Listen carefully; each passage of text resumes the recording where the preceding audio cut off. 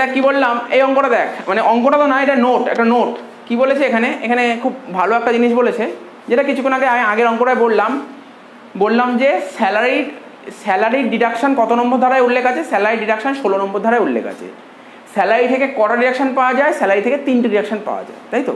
দেখ লিখেছি deduction 16 form salary থেকে, মানে এখানে গ্রস স্যালারির কথা বলছি, গ্রস ইনকাম ফ্রম স্যালারি থেকে 3টে ডিডাকশন পাওয়া যায়। লেখা আছে ফর্ম গ্রস স্যালারি 3 ডিডাকশন আর অ্যালাউড। গ্রস স্যালারি থেকে আমরা 3টে ডিডাকশন পাই। কি কি? প্রথম ডিডাকশনটা সিরিয়ালি লিখতে হবে, আগে পরে লিখলে হবে না। প্রথম ডিডাকশন নাম স্ট্যান্ডার্ড ডিডাকশন, কত নম্বর ধারায় উল্লেখ আছে, আন্ডার সেকশন 16 সাবসেকশন 1A, ঠিক আছে তো।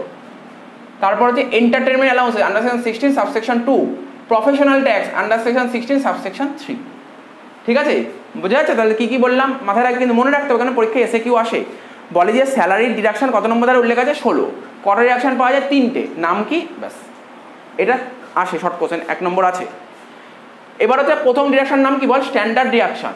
কত টাকা ডিডাকশন পাওয়া যায় স্ট্যান্ডার্ড ডিডাকশন, বলছে রুল বলছে 50,000 টাকা, কত বললাম 50,000 টাকা, অর অ্যামাউন্ট অফ স্যালারি, মানে কোনটা বলতে গ্রস স্যালারি, গ্রস স্যালারি, এটা অ্যামাউন্ট অফ স্যালারি মানে গ্রস স্যালারি, 50,000 টাকার গ্রস স্যালারি, দুটোর মধ্যে যেটা ছোট, বোঝা গেল। আগেরটা এটা বলছিলাম, কি বললাম 50,000 টাকা আর গ্রস স্যালারি, দুটোর মধ্যে যেটা ছোট, প্রথমে স্ট্যান্ডার্ড ডিডাকশন এটা হয়ে গেল, বোঝা গেল। 2 নম্বর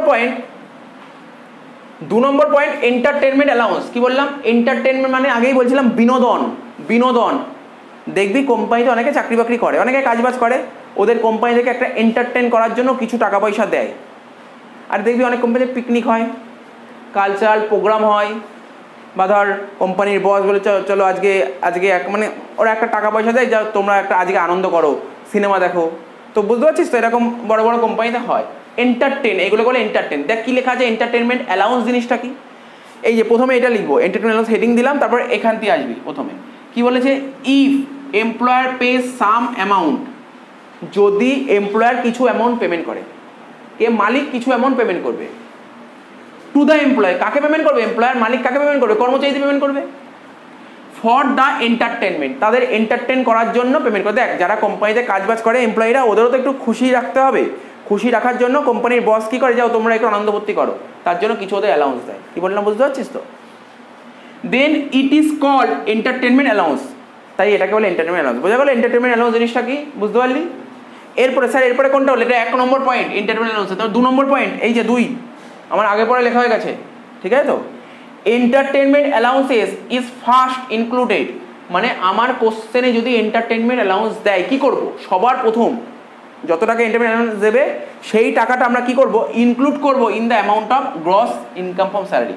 যখন আমরা করছিলাম না gross income from salary, entertainment allowance দিলেই গ্রস ইনকাম স্যালারিতে নিয়ে নেবো। কি বললাম বল, এন্টারটেনমেন্ট অ্যালাউন্স অঙ্কে দিলেই গ্রস ইনকাম ফ্রম স্যালারিতে নিয়ে নেবো, ঠিক আছে। অফ অল এমপ্লয়ি মানে সে গভর্নমেন্ট হোক বা নন গভর্নমেন্ট হোক। এখন প্রশ্ন করতে, স্যার গভর্নমেন্ট হলে কি করবো, নন গভর্নমেন্ট হলে কি করবো, এরকম কোনো নিয়ম নেই, যেই এমপ্লয়ি হোক এন্টারটেনমেন্ট অ্যালাউন্স থাকলে নিয়ে নেবো। আমি আবার বলছি, কোশ্চেন পড়বো, এন্টারটেনমেন্ট অ্যালাউন্স দিয়েছে, আমি গ্রস ইনকাম স্যালারি যখন করছি সেখানে নিয়ে নেবো, সে গভর্নমেন্ট এমপ্লয়ি হোক বা নন গভর্নমেন্ট এমপ্লয়ি, বোঝা গেল। কি বললাম, ওয়েদার গভর্নমেন্ট আর নন গভর্নমেন্ট, যেটা বললাম।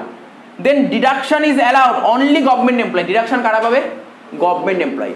তো ডিডাকশন কিন্তু যেখানে এন্টারটেনমেন্ট অ্যালাউন্স লিখলাম ওখানে ডিডাকশন পাবো না, ডিডাকশন ওখানে পাবো না, কোথায় ডিডাকশন পাবো, 16 নম্বর ধারায় ডিডাকশন পাবো, 16 নম্বর ধারায়। দেখ এখানে লিখেছে ডিডাকশনটা কিরকম পাবো। এবার হচ্ছে পরের পয়েন্ট 3 নম্বর, যদি গভর্নমেন্ট এমপ্লয়ি হয় তাহলে এক্সেমশন বা ডিডাকশনটা পাবো, আর যদি নন গভর্নমেন্ট এমপ্লয়ি হয় তাহলে ফুললি ট্যাক্সেবল মানে কোনো ডিডাকশন পাবো, ফুললি ট্যাক্সেবল মানে কোনো ডিডাকশন পাবো না, বোঝা গেল। মানে কি বুঝতে পারলি, স্যার নন গভর্নমেন্টে কোনো ডিডাকশন পাওয়া যায় না, গভর্নমেন্ট ডিডাকশন পাওয়া যায়, কিন্তু যেখানে এন্টারটেনমেন্ট অ্যালাউন্স লিখেছি ওখানে ডিডাকশন না পেয়ে নিচে ডিডাকশনের আন্ডারে আসবে, বোঝা গেল তো। ডিডাকশনের নিয়মটা কি বলছে, 20% অফ স্যালারি। কি বললাম, 20% অফ স্যালারি, যত টাকা স্যালারি থাকবে তার 20%, যত টাকা স্যালারি থাকবে তার 20%। তারপর লেখা আছে 5,000 টাকা, আর যত টাকা এন্টারটেনমেন্ট অ্যালাউন্স পেয়েছে, তিনটের মধ্যে যেটা ছোট। কি কি বললাম বল, 20% অফ স্যালারি, 5,000 টাকা, আর যত টাকা এন্টারটেনমেন্ট অ্যালাউন্স পেয়েছে, তিনটের মধ্যে যেটা ছোট। স্যার এখানে স্যালারি মানে কি, আগে তো আপনি লিখেছেন স্যালারি মানে সেই বেসিক দিয়ে এইসব বলেছিলেন, এখানে স্যালারি বলতে বেসিক স্যালারিকে বোঝায় আর অন্য কিছু, বুঝতে হয়ে গেল তো। বুঝতে পারলি এন্টারটেনমেন্ট অ্যালাউন্স জিনিসটা মাথায় থাকবে তো, বুঝতে পারলি তো। কি বললাম, স্যার পরীক্ষায় কোনোদিন আসবে না, এটা হচ্ছে আমাদের মানে আসে না গভর্নমেন্টে। আমরা কি বললাম, আমি যত অঙ্ক করবো সব কি অঙ্ক দেবে, নন গভর্নমেন্টই দেবে, গভর্নমেন্ট দেবে না। সুতরাং তোর এটা তো মানে সেরকম কোনো রেলিভেন্টই নেই, ঠিক আছে, এর কোনো প্রয়োজনীয় নেই। হ্যাঁ, যদি কখনো থিওরিটিক্যাল কোশ্চেন আসে তার জন্য জানতে হতে পারে, ঠিক আছে, থিওরির জন্য, অঙ্কে কোনোদিন আসবে না এটা। দেখ এখানে কি বলেছে, প্রফেশনাল ট্যাক্স, এরপরে একটাই পয়েন্ট বেঁচে থাকছে, সেটা হচ্ছে প্রফেশনাল ট্যাক্স, ঠিক আছে। তো প্রফেশনাল ট্যাক্স বলছে tax on employment generally charge by state government, মানে এমপ্লয়মেন্টের ওপর ট্যাক্স। এমপ্লয়মেন্ট মানে বুঝছে চাকরি, যারা চাকরি করে তাদের উপর যে ট্যাক্সটা চার্জ করে, কারা চার্জ করে, স্টেট গভর্নমেন্ট, রাজ্য সরকার। তো দেখ যেটা আমি কিছুক্ষণ আগে অঙ্ক করাতে গিয়ে বলেছিলাম, প্রফেশনাল ট্যাক্স যদি এমপ্লয়ার পে করে তাহলে কি হবে, আর যদি এমপ্লয়ি পে করে তাহলে কি হবে।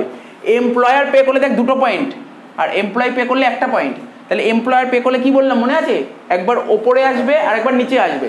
অর্থাৎ এমপ্লয়ার পে করলে একবার পারকুইজিটসে আসবে, দেখ লেখাটা পর, একবার পারকুইজিটসে আসবে আর একবার ডিডাকশন হবে 16তে। আর এমপ্লয়ি পেমেন্ট করলে অনলি ডিডাকশন হবে 16তে। বেশ, তাহলে এটা তো মাথায় রাখতে পারবি। তো বলবি এত কিছু পড়তে হবে না তোকে, তোকে বলি প্রফেশনাল ট্যাক্স কোশ্চেনে দিয়েছে, দেখবি কে পেমেন্ট করেছে, কে পেমেন্ট করেছে।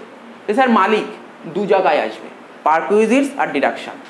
স্যার এমপ্লয়ি অনলি ডিডাকশন, বোঝা গেল এইটুকু।